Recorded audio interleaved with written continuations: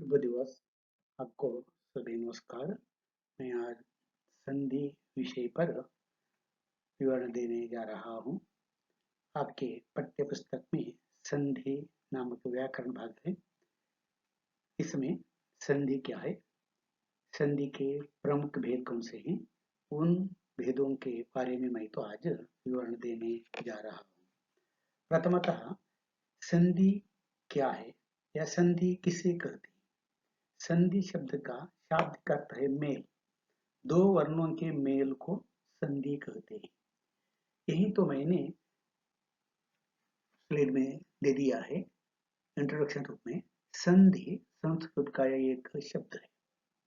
दो शब्द या पद जब एक दूसरे के पास होते हैं तब उच्चारण की सुविधा की दृष्टि से पहले शब्द के अंतिम और दूसरे शब्द के आरंभिक अक्षर एक दूसरे से मिल जाते हैं और अक्षर या वर्ण के इस प्रकार मिलने से विकार उत्पन्न होता है।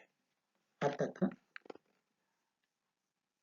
दो शब्द या दो वर्ण एक होते हैं तो मिलते समय प्रथम शब्द के अंतिम वर्ण और अंतिम शब्द के प्रथम वर्ण, इन दोनों के मिलन होता है, ये मेल होता है, उसे संधि कहते हैं। देख लीजिए, देव, इंद्र, देवेंद्र। देव वा के अंतिम अक्षर स्वर है अ। इंद्र, इंद्र शब्द के प्रारंभिक वर्ण है ई। अ के साथ ई मिलकर ये हुआ है। इस तरह दो वर्णों के मिलन से एक नया वर्ण हुआ है। तो इस तरह होने के लिए व्याकरण में संधि कहते हैं। यही है, एक दूसरे से मिल जाते हैं और अक्षर या वर्ण के इस प्रकार मिलने से विकार उत्पन्न होता है। विकार उत्पन्न होना क्या है, मैंने कहा देव इंद्र, व के अंतिम स्वर अ, इंद्र का ई, अ और ई मिलकर ये देवे, देवेंद्र, ये वर्ण हुआ है, अतः ये वर्ण के रूप में विकार हुआ है। अतः इस तरह विकार होने की क्रिया को व्याकरण में संधि कहते हैं। संधि का शाब्दिक शब्दार्थ मेल, मेल या मिलन। संधि का शाब्दिक अर्थ है या शब्दार्थ है मेल। इस प्रकार के मेल को व्याकरण में संधि कहा जाता है। ಇಷ್ಟೇ ಅಂದ್ರೆ ಸಂಧಿ ಎಂದರೇನು? ಸಂಧಿ ಅಂತ ಹೇಳಿದ್ರೆ ಮಿಲನ ಎಂಬ ಅರ್ಥ, ಒಂದಾಗುವುದು ಎಂಬ ಅರ್ಥ. ಹೇಗೆ ಅಂತ ಹೇಳಿದ್ರೆ ಎರಡು ಶಬ್ದದ ಎರಡು ವರ್ಣಗಳು ಸೇರಿ ಒಂದು ವಿಕಾರವಾಗುವುದು, ಅದು ಹೊಸ ವರ್ಣ ಉತ್ಪತ್ತಿಯಾಗುವುದು. ಈ ಹೊಸ ವರ್ಣ ಉತ್ಪತ್ತಿಯಾಗುವ ಕ್ರಿಯೆಯನ್ನು ಹಿಂದಿಯಲ್ಲಿ ಅಥವಾ ವ್ಯಾಕರಣದಲ್ಲಿ ಸಂಧಿ ಎಂದು ಹೇಳ್ತೇವೆ. ಇಂಗ್ಲಿಷ್ನಲ್ಲಿ ಅದಕ್ಕೆ ಕಾಂಬಿನೇಷನ್ ಅಂತ ಹೇಳ್ತಾರೆ. ಕಾಂಬಿನೇಷನ್. ಈಗ संधि का परिभाषा क्या है, डेफिनेशन? दो अक्षरों के पास आने के कारण जो विकार होता है उसे संधि कहते हैं. क्या है? दो अक्षरों के पास आने के कारण जो विकार होता है उसे ಸಂಧಿ कहते हैं.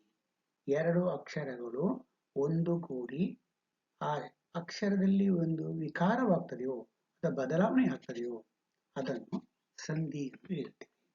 जैसे उदाहरण के लिए विद्या प्लस आलय, विद्यालय. यहाँ लिख लीजिए, विद्या शब्द के अंतिम अ ध्वनि है, आलय में आ ध्वनि है, आ के साथ आ मिलकर आ हुआ है, विद्यालय. दूसरे शब्द के लिए रमा प्लस ईश, रमेश. रमा में आ है, आ के साथ ई मिलकर ये हुआ है, अतः रमेश हुआ है, अतः ये के रूप में परिवर्तन हुआ है. यदि अपि, यद्यपि, इन सभी उदाहरणों को देखने पर शब्द रचना में संधियां उसी प्रकार सहायक है जिस प्रकार उपसर्ग, प्रत्यय और समास। संधि द्वारा निर्मित ऐसे शब्द हिंदी में बेझिझक प्रयुक्त होते रहते हैं। यही संधि क्या है और उनके उदाहरण। प्रश्न ऐसा होता है, संधि किसे कहते हैं, उनकी परिभाषा दीजिए। और बाद में संधि के प्रकार अथवा संधि के भेद। संधि के 3 प्रकार की होती है, अर्थात संधि के 3 प्रकार हैं। वर्णों को हमने जान लिया है। वर्णों को मुख्य रूप से हम 2 विभाग करते हैं। क्या है? स्वर वर्ण, व्यंजन वर्ण। तो स्वरों के स्वर साथ मिलकर होने वाले विकार को एक विभाग में, व्यंजन के साथ स्वर मिलकर होने वाले और एक विभाग में रखे हैं। और तीसरा विभाग में हमने किया है विसर्ग वर्ण। अह को हम विसर्ग के रूप में रखते हैं, अनुस्वर के रूप में रखते हैं। देखेंगे यही भी उनसे भी हमें काम में आएंगे। ये 3 भेद कौन से हैं? एक है स्वर संधि, दूसरा है व्यंजन संधि और तीसरा है विसर्ग संधि। संधि के 3 भेद कौन से हैं? एक है स्वर संधि, दूसरा है व्यंजन संधि और तीसरा है विसर्ग संधि। और हमें विशेष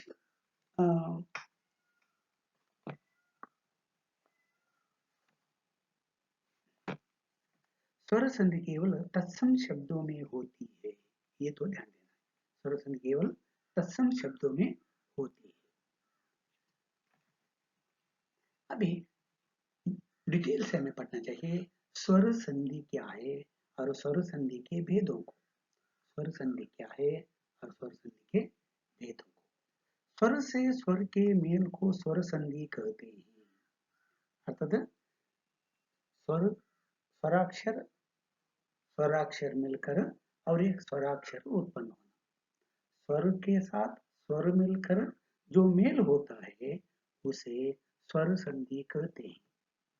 और जिस तरह हमने देखा है, विद्या और आलय मिलाकर, विद्या और आलय मिलाकर विद्यालय हुआ है। तो विद्या का अंतिम स्वर कौन सा है? आ।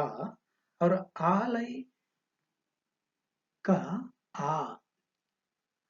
आपको ध्यान देने की बात है, विद्या की अंतिम ध्वनि है आ, आलय की प्रथम ध्वनि है आ। ये अ और अ मिलकर क्या हुआ है?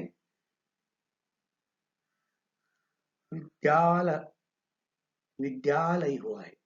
आ और आ मिलकर आ हुआ है, विद्यालय। तो स्वर संधि के 5 भेद हैं। स्वर संधि के 5 भेद हैं। एक है दीर्घ संधि, अतः उसे सवर्ण दीर्घ संधि कहते हैं। दूसरा है गुण संधि, दूसरा है गुण संधि।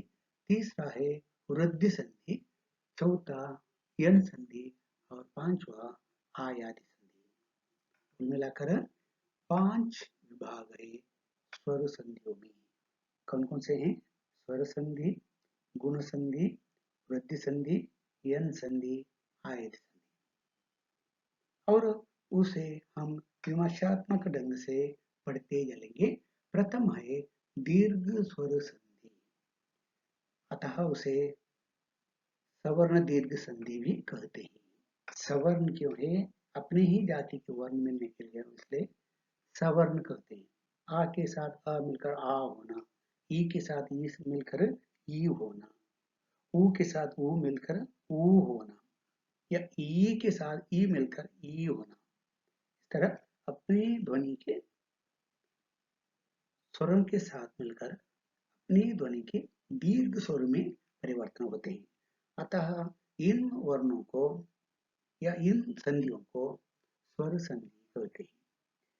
जैसे यहाँ देख लीजिए परिभाषा।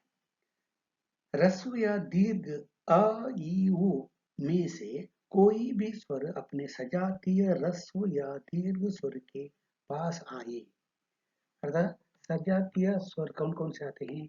आ ई उ ये छोड़कर और कोई नहीं आते हैं।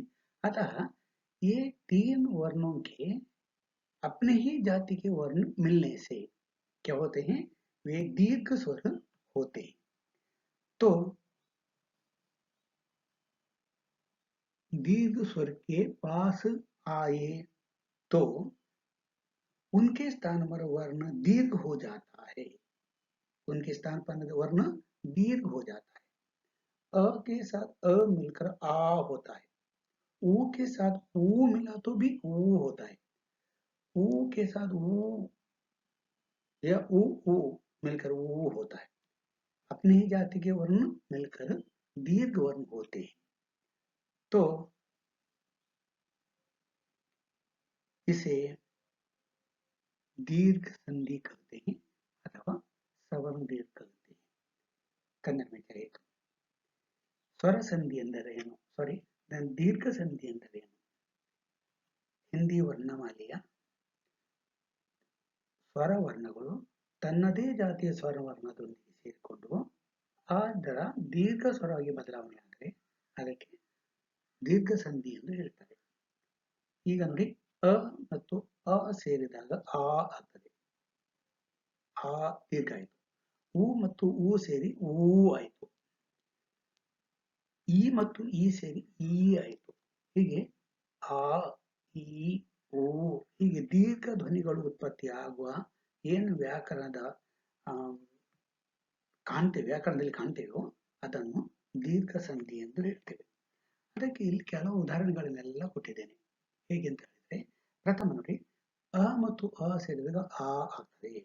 आ के साथ अ मिलकर आ होता है.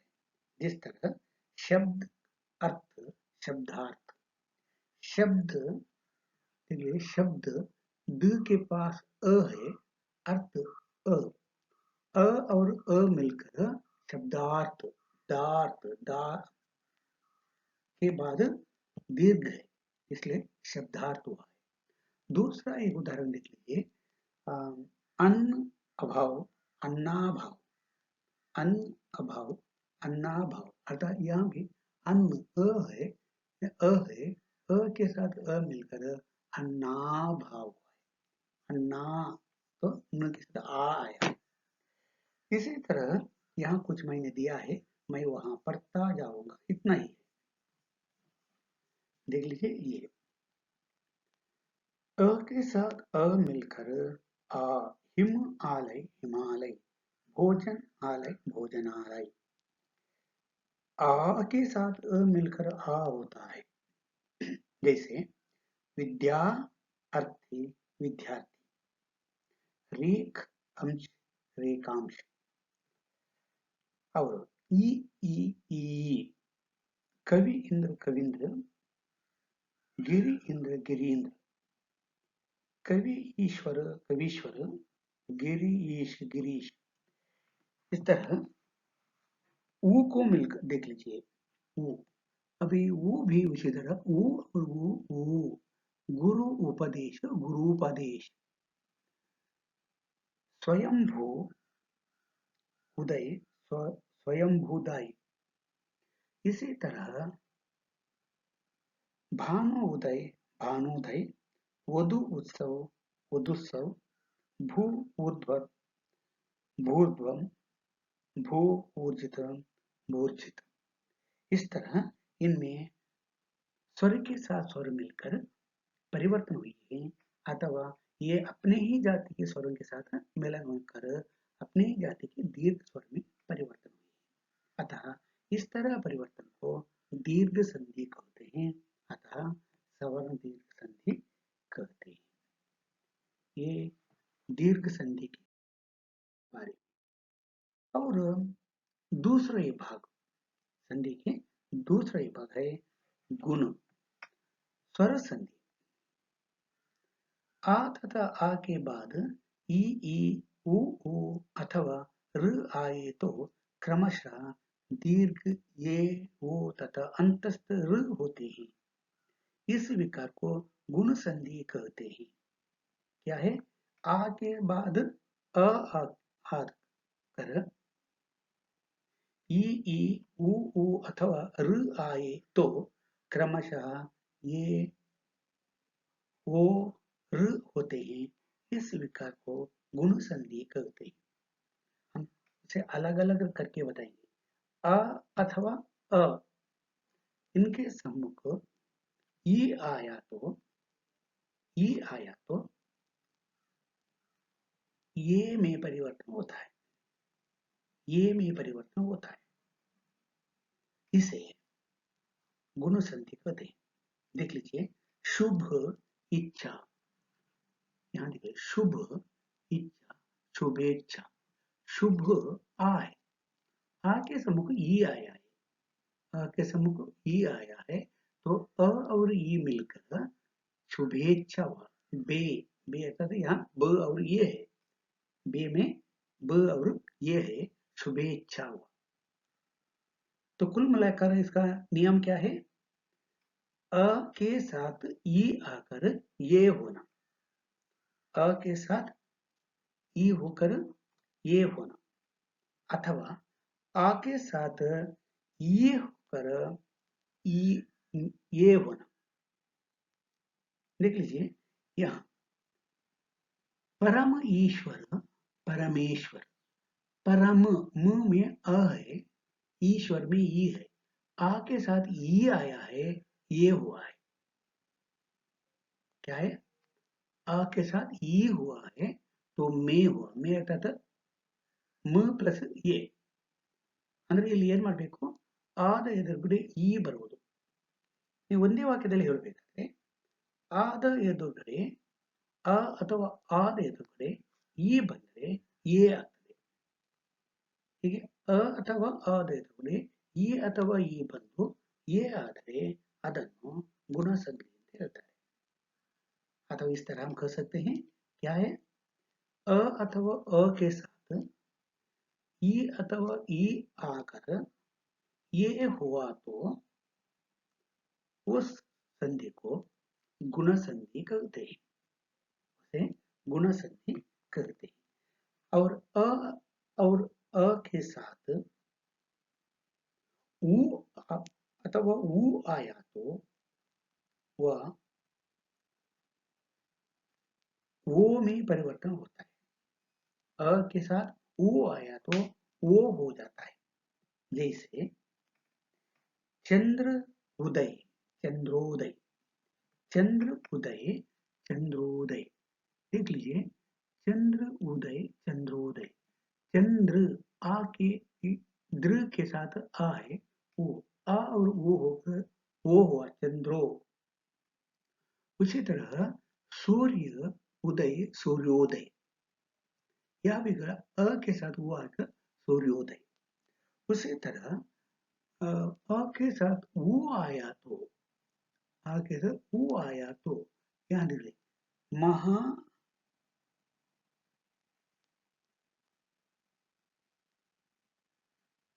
गंगा ओर में, गंगोर में, गंगा ओर में, गंगोर में, तो गंगा आ है और ऊ है, आ के साथ ऊ आकर गंगो हुआ है, अतः ओकार में परिवर्तन हुआ। अतः यहाँ देख लीजिए, अ के साथ र आकर आर हुआ है, आ के साथ र आकर आर हुआ है। जैसे महर्षि, महर्षि, महर्षि, महर्षि, और देव ऋषि, देवर्षि, सप्त ऋषि, सप्तर्षि। ಇಲ್ಲಿ ಬಂದದ್ದೇನು? ಅದ ಎದುರು ಋ ಬಂತು, ಅದ ಎದುರು ಋ ಬಂತು, ಆದ ಋ ಬಂತು, ಅದು ಆರ್ ಆಗಿದೆ. ಹೇಗೆ ಆಗಿದೆ ನೋಡಿ, ಸಪ್ತಾರ್ಷಿ, ಸಪ್ತಾರ್ಷಿ, ಸಪ್ತ ಅರ್ಷಿ, ಆರ್ ಬಂತು. ಹೀಗೆ टोटल आगे ಹೇಳುವುದಾದ್ರೆ कुल मिलाकर कहना चाहिए तो अ और अ के साथ ई आकर ये हुआ तो उसे गुण संधि कहते हैं।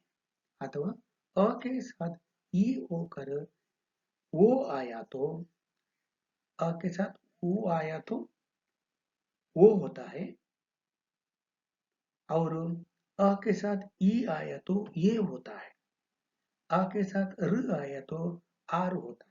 इस तरह हुआ तो उसे गुण संधि कहते हैं। और तीसरी संधि है वह वृद्धि संधि। यह वृद्धि संधि। वृद्धि संधि किसे कहते हैं? वृद्धि संधि किसे कहते हैं? देख लीजिए, जब अ या अ का संयोग ये ऐ के साथ होता है तो ऐ हो जाता है। अ अ क्या संयोग ये ऐ से हुआ तो उसे ऐ में परिवर्तन, ये अतः ऐ में मिलकर ऐ में होता है। आ का ओ में मिलकर औ हो जाता है। ये मिलकर ऐ होता है, ओ मिलकर ओ होता है। इस तरह होने वाले संधियों को वृद्धि संधि कहते हैं। जैसे एक एक एकैक, एक के अ, एक अ और ये अ के साथ ये मिलकर एकैक हुआ है, अतः ऐ हुआ है। अतः मत ऐक मतैक, अ के साथ ऐ आया है, अतः इसे वृद्धि संधि कहते हैं। और दूसरी विभाग देख लीजिए, आ के साथ ये आया है, आ के साथ ये आया है, ये के ऐ हुआ है। इस तरह महा ऐश्वर्य, महा ऐश्वर्य, महेश्वरी, वही ऐ हुआ है। परम ओजस्वी, परम ओजस्वी, परमोजस्वी, जल ओध, जलौध, और अ और औ, अ और औ मिलकर औ हुआ है। महा औदार्य, महोदार्य। इस तरह अ के साथ ये मिलकर ऐ हो परिवर्तन होने वाले जो विकार को वृद्धि संधि कहते हैं। वृद्धि संधि कहते हैं। और बाद में यन संधि, यन संधि, यन संधि किसे कहते हैं?